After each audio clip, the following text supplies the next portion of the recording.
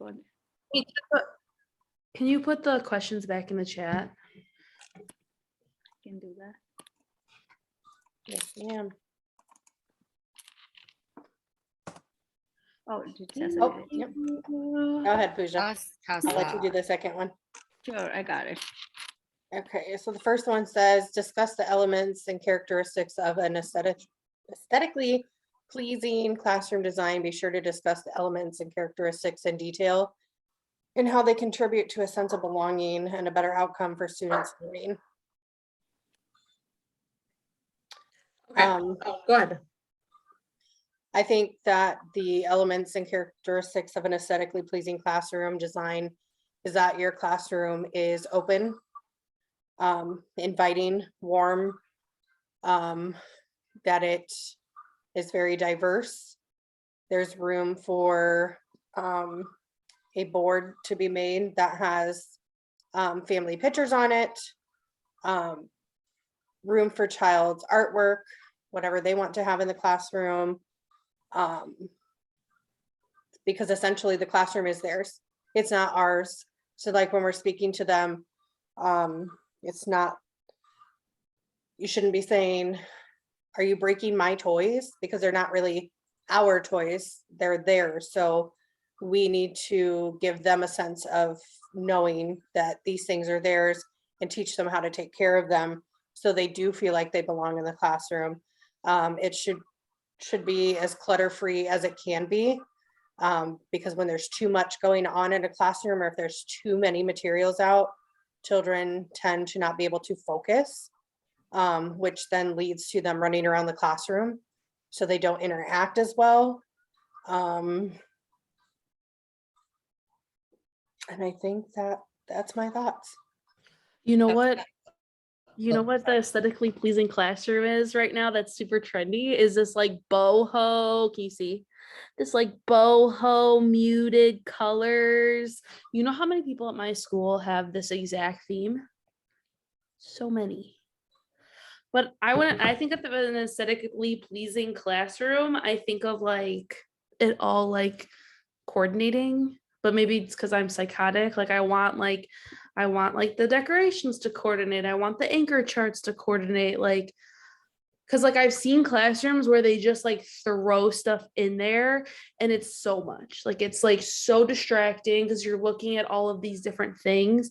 And I always like to like pick like a theme for the classroom, like something not like this, because this is like basic, not the vibes, but I always like to like pick something that's still pleasing to the eye for me personally, because like you spend so much time in your classroom and for your students, but not something that's like in your face with like all of this different stuff. And like you can have whatever you want, like toys and stuff like that. But like when I think of aesthetically pleasing, I think of like the decor in the class and stuff like that. And some things are just too much. Like some people have like giant rainbow charts and then it'll be like black and white bulletin board. And it's like, why do you have all this stuff in here? I agree with you and Tessa. I remember once working at a school where the teacher, she literally, every crescent of her wall, every like area was covered with something. And like, while it looked nice, I guess, it kind of felt a little bit like I was claustrophobic when I would walk in there. And I agree with the whole, like, if you give kids, just switching gears here a little bit, if you give kids too many options, it does create chaos, because that is exactly what happens in my classroom right now. You know, they run around, they like, you know, they're not focused as long on a certain activity and things like that.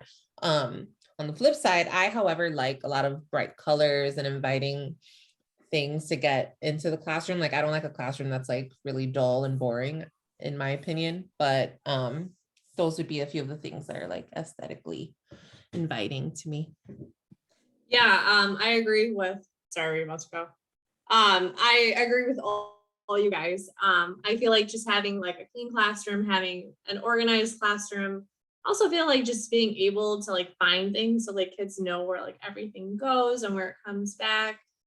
And then I feel like having like a diverse area and then maybe even like labeling so they know like this is the calming corner and like this is, you know, like the block corner, this is traumatic corner. And then I always say to like if the kids have their art, like, you know, put it up on the wall so the kids can see like they did this and they feel like, you know, they have that sense of belonging because it's their work and it's being shown. And even like things from home too. At one place that I used to work at, like the kids would have like a little booklet and it would be like of all the kids, or it would be of all the kids and their families. And it was really cute. And it was just kind of like, I feel like kind of a way for them to like show the other kids, like, this is my family, this is my home. And I feel like it made them feel like they belong to the classroom. And then I feel like just having a welcoming classroom, like obviously the teachers being warm, but then also having like things that the kids are interested in and like Desiree said, not having too many options out at once because that could be overwhelming, but having enough so the kids don't get bored and you know, being able to switch out things throughout the units. So I would say for me, making sure there's enough gross motor space is important in a classroom to make sure that they're safe. They are able to get out their jiggles if they need and jump around type deal, but in a safe, controlled environment. I make sure not to have hot sensory walls is what I call it. So we were the red room and one of my walls was literally floor to ceiling red. Absolutely not. Some of the kids, this triggered them and it was a hot button for them. We painted it a soft green just because the kids couldn't handle it. We hang artwork at eye level of the children so that they can see. So I mostly don't decorate my room, to be honest. I let the kids do the decorating with like their paintings and such, but the longest room, the wall in my room is just glass. So it's views outside. So that in itself to me is the decoration, right? Like it's that piece. Otherwise I would want a little bit more. For me, I make sure that I have pictures of themselves, families, that they're comfortable. There's inclusivity and representation in the toys and especially books. A little boy today, I was like, oh, is that you in the book? And it was like, it was a little white boy and he's Hispanic. And he was like, no, you're silly. I go, oh no, you're silly. And then it clicked with me. He's not seeing himself in this book. You know, like there should be different, I think the same exact book, actually, like, you know how we have emojis that you could change it to be any which way. Feel like they should start making books like that where, hey, here's the same book, exact same book, just a different color for different representation for children. But we do itters and eckers at my place for Head Start. So they come in and they tell us what is best for the children. And I've touched base with this with you guys before, is I'll get down on my knees or I'll sit like by my classroom door and kind of try to see literally their perspective of things. So making sure things aren't too high or too busy so that they don't feel overwhelmed. And I make sure to keep my lights for the most part pretty dim. And I let the wall, since the natural light comes in, I let the wall really do it so that there's not too much of that icky fluorescent light going on, because that can be uncomfortable too. And then I just make sure, Tessa, what you said, I agree, but I also do it a little different. The classroom toys, I say that they're the classrooms. They're not mine. They're not yours. They're the classrooms, because I feel like if they think it's theirs, that's when they start really beating at it. When they think it's mine, they kind of like watch around, like, you know, but when I say it's all of ours, they kind of, at least for my little ones, they kind of hold each other accountable, because that's not yours. No, but it's not yours either. You're right. It's all of our toys. This is our classroom toy and we only get one of these. So if it breaks, it's all gone. We're all done. And they seem to register with that a lot in my room, at least. So those are some of my things. Sure, sounds good. Everything you guys said, for me, my son has sensory issues, and when he was 3, I always think about him, what bothered him, like too loud of walls, anything so busy was too much for him to process. So I always think of classrooms like it should be soothing walls, not too much. I like hanging children's artwork, but not like every corner of the classroom. They should be able to see what their work. They should be able to feel they belong. Their everything they do, they are owning the classroom. But yes, but not too much, not to the extent that it's overwhelming. I also think. I just made my notes. Let me just pull them up. So, and like for belonging, as we all said, pictures of their families, in our dress up area, we have like, I donated some of Indian clothes so that when children, we have so much of population from India, when they see those dress up clothes, they're like, oh, this is the clothes I wear at home. So everybody then, and those who don't know, they get to know, oh, what kind of these clothes these are, and the children who know, they share their knowledge, and it's fun. And as Crystal said, the books too, they need to be multicultural. They should be involving and including everybody in the classroom. For that too, when I go to India, I bring books in different languages, so we have them on. They get to see different text, they get to see different people of different color. So all that I think is very important for the kids to feel belonged. And I think that was it. Everything you guys said, the walls, the soothing corner, when kids have a corner they can go to when they're stressed, like a beanbag corner or a quiet corner. That's kind of my classroom. Thank you. I agree with everything you ladies said, especially when it comes to how the room is decorated.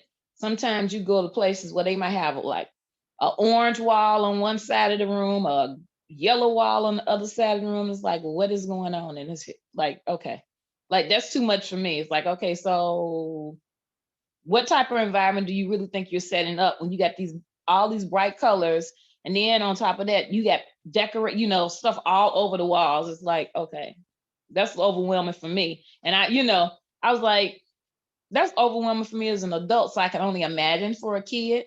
So, like I said, using the lighter colors, the lighter shades, like yellow or whatever, just more calming, soothing colors.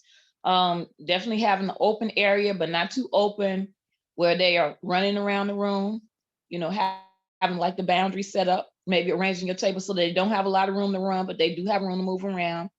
I agree with having the space big enough for them to do like movement activities in the classroom, because sometimes when it's raining, they need that space. If it's raining outside, if it's pouring down raining, you're not going to get outside for gross motor. So they need to have that space. Having materials in the room, but not too many. And being able to switch things out also. So, and everything else all you ladies said. I agree with that. I've always been taught that the colors of the room are not supposed to be bright. Mhm. We as teachers are not supposed to add the color. The children are supposed to create it, and that's what brings the color into the classroom. Right. So the second one is learning centers are a huge concept in birth to five-year-old classrooms due to the whole child approach towards teaching and learning, but are not as popular in kindergarten to second grade classrooms. Do you think learning centers would be just as effective in kindergarten to second grade classrooms to aid in the learning process? Why or why not? How would embracing a whole child emphasis in early elementary grades, K through second grades, benefit students? I think I think back to when I was in school and we did still have centers to play in. So it is very different now. I think that they could benefit by having some centers in their classrooms. Because now that I think of them sitting at their desk all day long and just listening to the teacher talk or going into their little small groups. And I think that they could actually be able to observe and see what they're learning and picking up by adding in some interest areas for them to play in. Kind of like when we sit and listen to what our kids are talking about when they're playing. Children learn through play, and I believe that that continues on through elementary, especially in the early years. So I think that they would benefit both the teachers and the students just by having that in there. And I think it would add to their learning process by both having this is our time to sit down and do this, but then we have a brain break and you guys get to play, but they're still learning. Mhm. So I am actually working in a kindergarten classroom now, and we don't have like centers, because when I think of centers, I think of how we do it in my pre-K class in the afternoon, where like two tables are like things that we need to do, and then the other like three centers are like toys and like experiences and stuff like that, and like the sensory table. But in my kindergarten class, and actually in the other kindergarten class in my school, we do what's called daily 5, which is almost like the kindergarten equivalent to centers. So in daily 5, it's focusing on reading, writing, and reading comprehension. So they get an option. So there's like 6 options they can do. They can listen to reading, read to a friend, read by themselves, work on writing, computers, which has more like listening to reading stuff, and then whatever like the teacher-centered activity is. And the center aspect of that is like every student gets a choice to pick what they want to do. So then like she'll sit there and we'll go through all 20 kids and she'll be like, what do you want to do? And they'll be like, oh, I want to work. Like we're doing stories right now. I want to work on my story. I want to listen to reading. So then they go do that. And I think it's super beneficial. 1, it gives them the independence to pick what they want to do. And 2, it breaks up the day really nicely, and it brings like the teacher away from having to be in front of the class and teaching, and it's a lot of independent work or partner work, so it really like builds those skills. And I think beyond that, in older grades, I think centers would be really beneficial, because I always think that it breaks up the day. It gives the teachers a break from teaching, and it also gives students a break from having to just stay in their desk and like sit down, and they can move around the classroom. Like your center doesn't always have to be like a play center. It can be, all of them could be like learning centers. So like I think it would be super beneficial. Yeah, I agree with you. I feel like having different centers and like just different areas for the kids to move around would be really good for them. And whether it's play based or just having like, this is science, this is English, and just being able to have kids like get up and actually like move around, I think would be great for them. I know I'm in a structured class, and like we actually have the students come and like work individually with like each of the staff member. So they are getting up and getting that movement in too. And I think it's so helpful for like early childhood, because for having to sit for such a long period of time for kids is so hard. And then in the kindergarten room at like my school, the kids, I know they have different areas. It's not like a preschool or pre-K classroom, but they do have different areas to get up and do like science or just like different fun like play activities. And I think that's beneficial for them. I agree with everything you ladies said. I think that the centers would work very well in an early childhood setting, as far as kindergarten through 2nd grade, because they're still learning. They're still in that early childhood mode. So they're not mentally ready or emotionally ready to just sit down at a desk all day long. I remember when my daughter was in 2nd grade, I remember her teacher was like, oh, she's talking, she's moving around, she won't be still. Well, she's, it's like, she's like 7 or 8 years old. What do you think 7 to 8 year olds do? But then I had to think about her teacher was used to teaching 4th, 5th, 6th grade kids. and she came to the school and they put her with second graders. So just giving them the opportunity where, you know, they have time where they can get up and move around, because it's a lot to expect kids that small, that young, to just sit there all day long. I'm like, that's a very hard thing for them to, I mean, it's hard for us to sit down for a long time. So imagine being 7, 8 years old, you know, from kindergarten through second grade, you got all this energy. And I think that that's why they have so many behavior issues in schools as well, because they don't have those centers, you know, time where they can do like the centers and go break off and do like the activities for a little while. Not saying they have to do it all day long, but just give them a break where they can go make a choice. Or either like Marissa was saying, you could have, it could be like whatever it is you're teaching. If you have a math skill you're teaching, have that center set up specifically for that math skill. So that way they're actually learning while they're going in there doing it and enjoying themselves as well.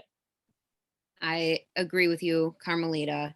I feel like I'm making notes and it's just like, I don't understand how we as adults, I don't know if you guys ever look at your kids, but you look at your kids and you think, wow, they got so much energy.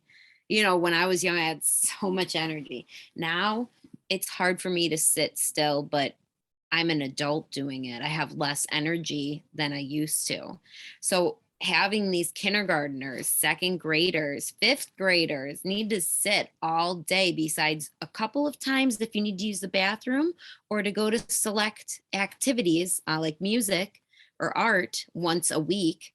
You know, you're required to. I think that it all changed when kindergarten, they start doing testing. They need those scores, they need the funds. So that's where, okay, now this is a school. But I think that it actually, yes, I think that play would benefit the kids, and having different centers, different stations open would highlight things. I don't know if it would go good with the testing and how much like Illinois is cuckoo about the testing, right? But I do think that kids aren't being kids anymore. We're getting kids now, and with COVID, they went into preschool and now they're in second grade going back. And they're required to now sit, make this huge leap in transition. And yes, we're going to have behavioral issues and different challenging behaviors because they don't know, and they shouldn't know at that age, in my opinion. You know, my daughter got in trouble because she needs to be playing with her hands. So the teacher allowed a fidget. So she brought in a fidget. That's the only thing that this kid can do the whole day, play with a fidget, besides if it's time for recess, which next year goes away when you go to junior high. And then it's even more sitting, even more demanding. You know, it's just like, I feel like even more than just K-2, it's just getting really challenging. I don't know. I feel like something needs to be changed. And I'd love to go back to having centers and different modules and such for the kids to get hands-on experiences, sensory experiences. Like, why does it stop when they're little? It shouldn't just stop. It needs to be more hands-on. I agree with all of that. I do, because when you said, like when you try to make the comparison between adults and like looking at kids, I think of like, before I started being a teacher, I used to work a desk job where like I had to sit from like 9 to 5. And like, I could just feel myself like at, you know, like 12 o'clock, 11 o'clock in the morning, just like, oh my God, I need to like get up. I need to do something. I need to move around, whatever. So like, how do we expect children or you know, young teenagers to do the same thing? So like, I do believe, I think centers should be a thing all throughout school. I don't think, like you said, I don't think it should stop just like for the little kids, you know. I think it could be so interactive and beneficial to even the older kids, you know, and it might even engage them a little bit more and increase that, you know, interest in wanting to learn about things and not seeing school as being such a negative, like, oh, I don't want to go, you know, like. So I couldn't agree more with everything. Is it me? I cannot agree less. With everybody, learning centers, I think, are so important. So recently, I went to kindergarten to observe. They come to observe our early childhood program, and we go to observe kindergarten. And I was kind of not amazed, kind of shocked that it was so much sitting, like older grades. You're sitting, teacher is teaching. They do take a movement break here and there, but it's not like how we have centers, and how the whole system is like they move from one center to center.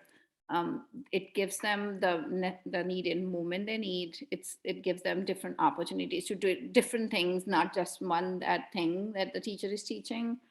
So I definitely feel they don't get that big or that old in a year or two after kindergarten that the whole thing switches for them. I think centers is very important going into older grades also.